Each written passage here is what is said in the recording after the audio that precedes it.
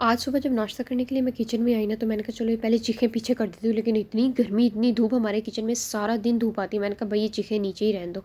नाश्ता बनाने के बाद नहीं, मैंने नाश्ता किया मज़े से, और उसके बाद मैंने कहा चलो जी टेरेस का हाल भी देख लेते हैं। टेरेस खोल के देखती हूँ मेरे छोटे छोटे से पौधे, उनका क्या हाल हुआ हुआ है। बस जी शदीद गर्मी थी, दिन चढ़ते ही गर्मी स्टार्ट हो गई थी, और जो है ये मेरे जो पौधे पे काफ़ी अच्छे फ्लावर्स निकल आए थे। मैंने बहुत मेहनत की है, मैंने इसका अपने बच्चों की तरह ख्याल रखा है, और इसके फूल देख के ना मुझे बड़ी खुशी हो रही थी, और मैं बाकी पौधों का भी सोच रही थी। खैर जनाब जी, फिर सारे पौधों को देखने के बाद, गर्मी खाने के बाद मैं अंदर आ गई, और मैंने जब टेबल का हाल देखा ना, तो टेबल पर इनके टॉयज़, इनके कैलकुलेटर, इनके बैग बिखरे हुए थे। मैं कहती हूँ कंघी, ब्रश, बस तीत ब्रश की कसर रह गई थी, वो भी टेबल पे आ जाना था। खैर फिर मैंने इनकी क्लास ली, मैंने इनको समझाया कि जैसे ही अपना काम ख़त्म करते हो अपना बैग समेटा करो, लेकिन बस बच्चे कह रहे थे माँ तू बोली जा।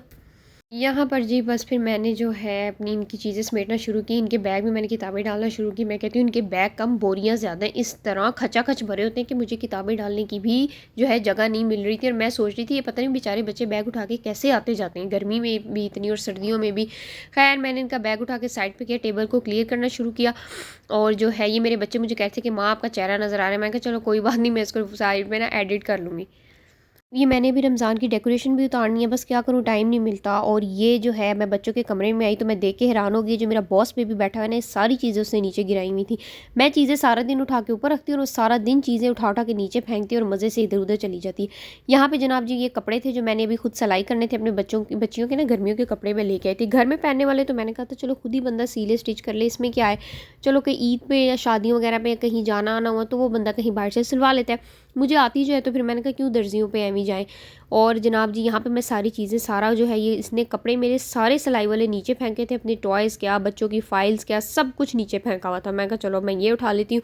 मैंने अपनी बड़ी बेटी को कहा कि आप इसको काबू करके बिठाओ, क्योंकि वो मुझे देख रही थी, वो मुसलसल मुझे देख रही थी कि सारी चीज़ें सेट हो रही हैं, तो मुझे कब मौका मिलेगा, कब मेरा दाव लगेगा, मेरी मामा यहाँ से जाएंगी, मेरी आप ही मुझे नीचे छोड़ेंगे, और फिर सब कुछ मैं दोबारा एक दफ़ा नीचे फेंक दूँगी। एक तो गर्मी इतनी ज़्यादा हो चुकी है ना, फिर भी मेरे हस्बैंड कह रहे थे कि जो है ना शुक्र करो कि अप्रैल जो है ना तकरीबन सारा बहुत अच्छा गुजर गया, बारिशें हो गई हैं, अल्लाह का शुक्र करो। अब गर्मी ने तो आना ही है, गर्मी का मौसम है यहाँ पे। फिर मैं अपने कमरे में आ गई थी, और कमरे में आने के बाद मैंने जो है अपने जो है बेड को क्लियर करना शुरू किया। मैं अच्छा मेरे साथ ना मेरा काका सोता है बेड पर, बाकी सबको हम दोनों ने, हमने अपनी टीम बना ली है, बाकी सबको हमने जो है ना अपने बेड से बाहर निकाल दिया।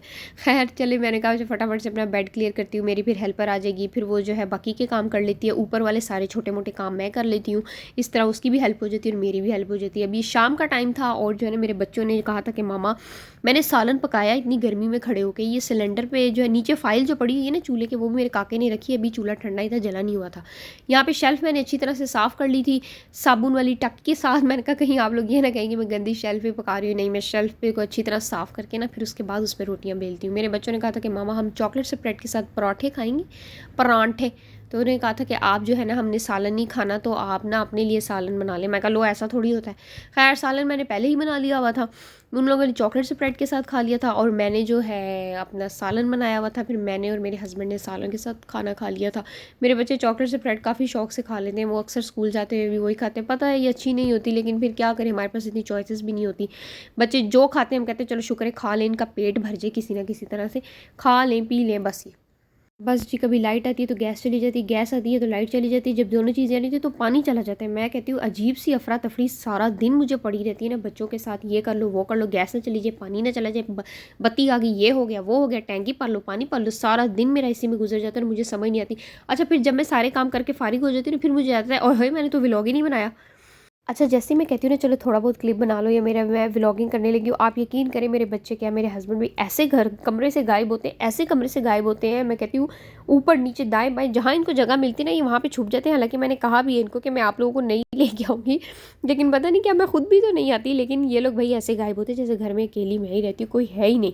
वो तो काके की चूँ जहाँ निकलती है तो मुझे ज़रा सा पता चलता है कि अच्छा ये लोग यहाँ छुपे हैं, ये लोग यहाँ पे हैं। चलिए जी, उम्मीद करती हूँ आपको मेरी वीडियो अच्छी लगी होगी। अगर मेरी वीडियो अच्छी लगी तो प्लीज़ मेरे चैनल को लाइक, मेरी वीडियो को शेयर और मेरे चैनल को सब्सक्राइब ज़रूर कीजिएगा। अगली वीडियो तक के लिए इजाज़त दें, अल्लाह हाफिज़।